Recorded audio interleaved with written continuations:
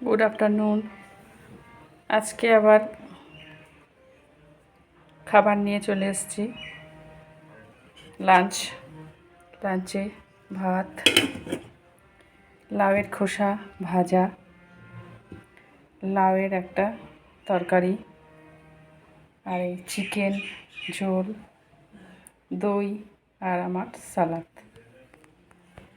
ভাত,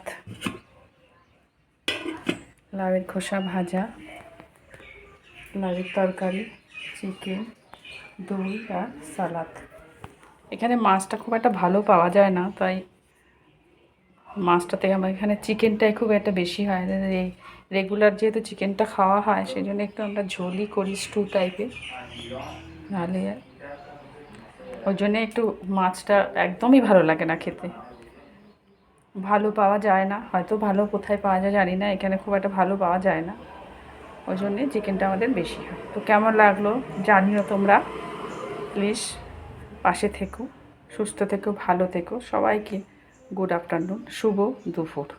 thank you.